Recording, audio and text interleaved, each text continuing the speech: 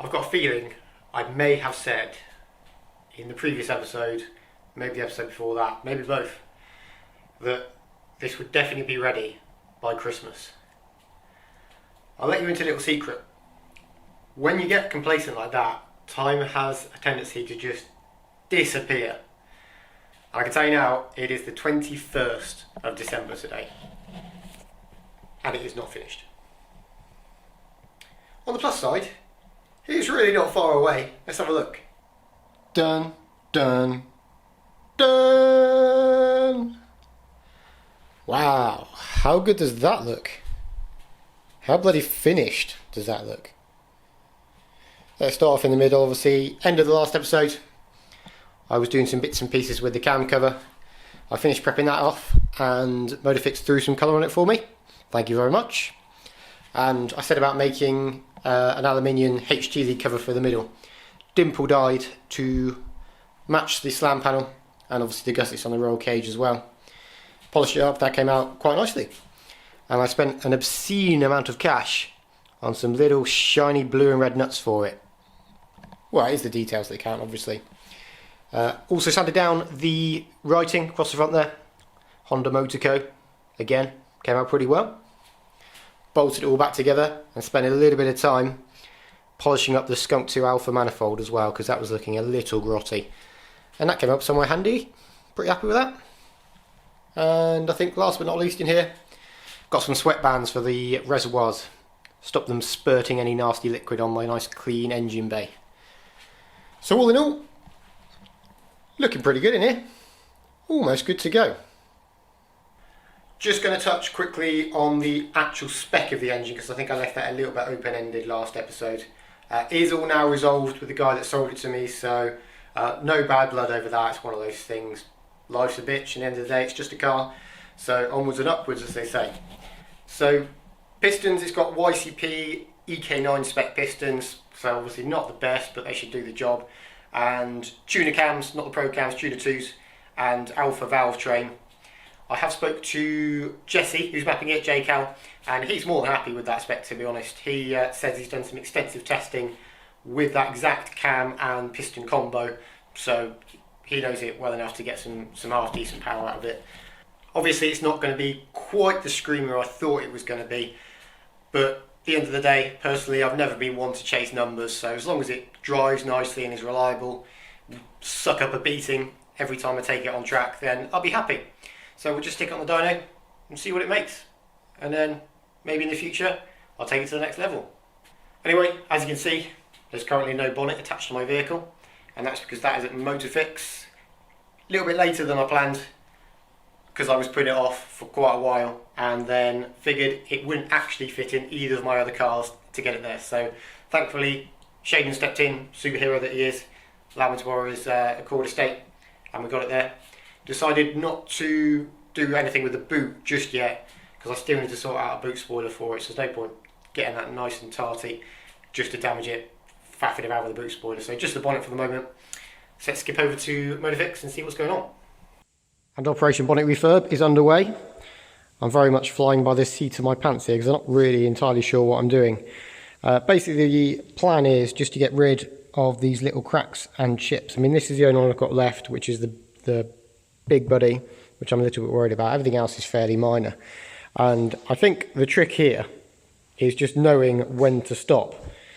I went a little bit too deep in places on this one. I mean, you can still, this is the crack that was there before, just there and there. And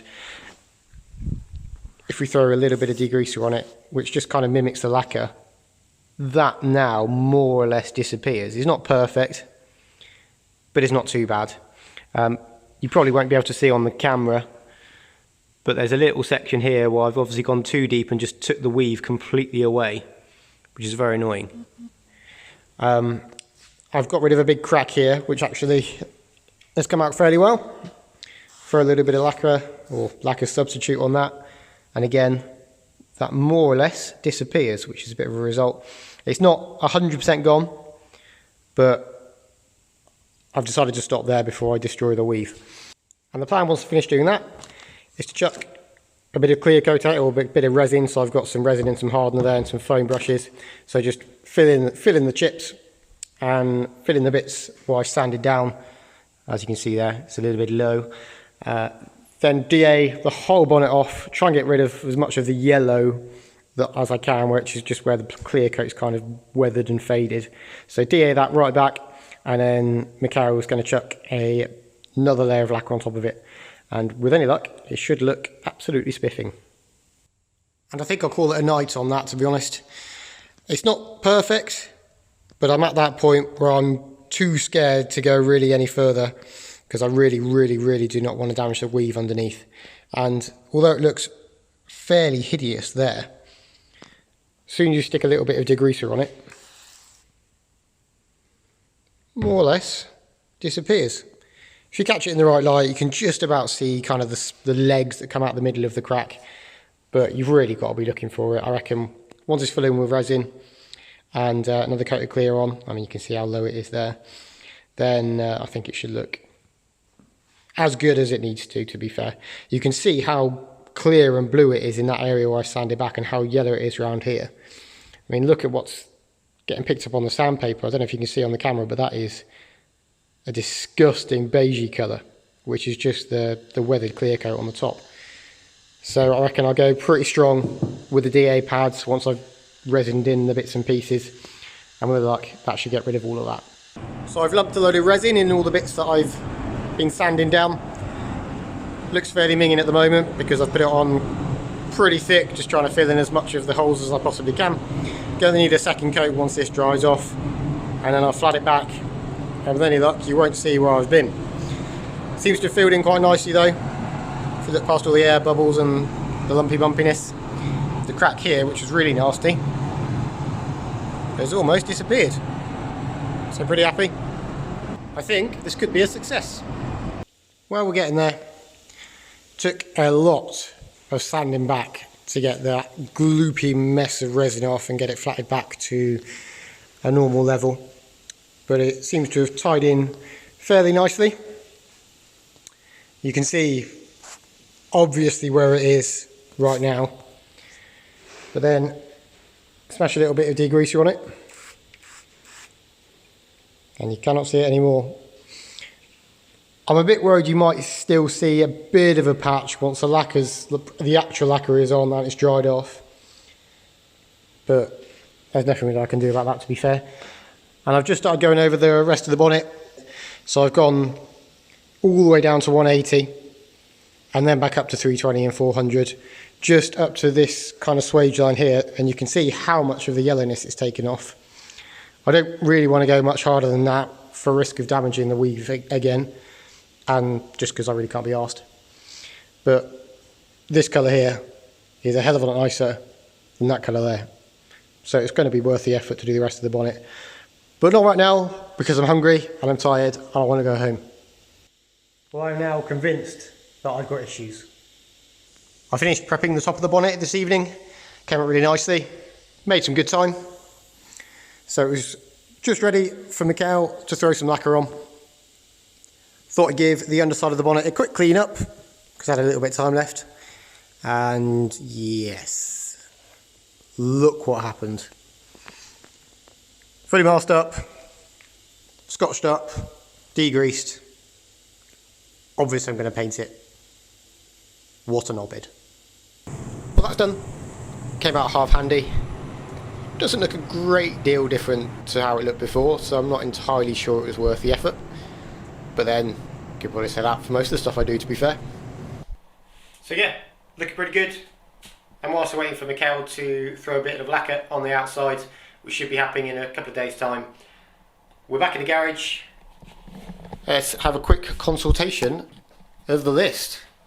Many things crossed off, and really only one thing left to do before this thing can run, aside from mapping obviously, and that's where OP Oils stepped in. Thanks very much guys, supplied me with a load of gloopy fluid, so all I need to do is transport them from the bottles inside of this, and with any luck nothing will fall straight back at the bottom.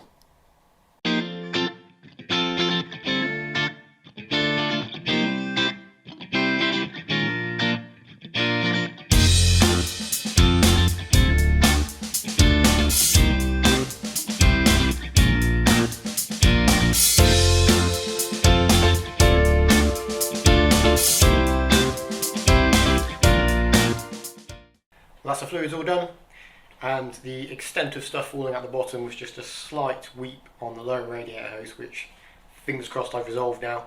Everything else seems to be bone dry, so that's a really good start.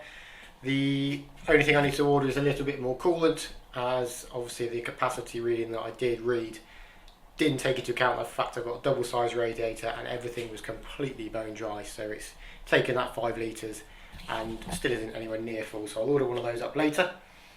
And now I'm just going to attempt to turn it over on the starter just to see if it builds a little bit of oil pressure, make sure everything's hunky-dory.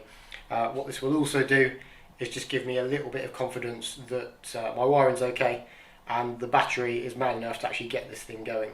I've disconnected the injectors so it won't fire up, just literally want to turn it over a few times on the starter, just check everything is all okay.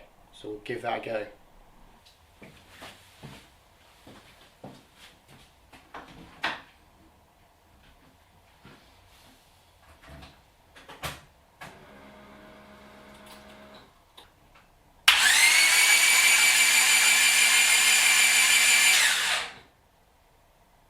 Well, there's no fuel falling out anywhere, so that's another success.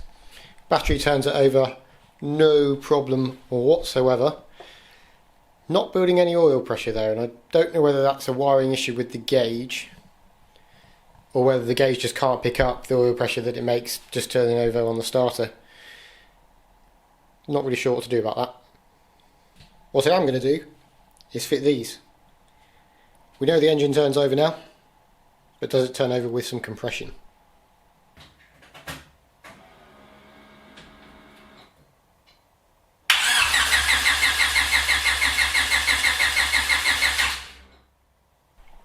Yes. What a wonderful day this is. Probably around about time I told you that I have actually got mapping booked, and it's not too far away at all. So it's a good job what I've done today actually worked, for the most part anyway. I might see if Jesse can do me some kind of base map. He said he can do that, so I could just get it actually running, not necessarily idling, but running for a period of time, just so I can double check all the sensors and everything work and I haven't got any drastic leaks once everything is under pressure. And then yeah, after that, smash it on the dyno. Hopefully it doesn't go drastically wrong. Assuming it doesn't, get it MOT'd. Hopefully it passes. Drive it. Hopefully it doesn't die then. Actually get a bit of time in my life back. That I don't have to work on this thing. Wow. Something to look forward to. Wicked. See you in a bit.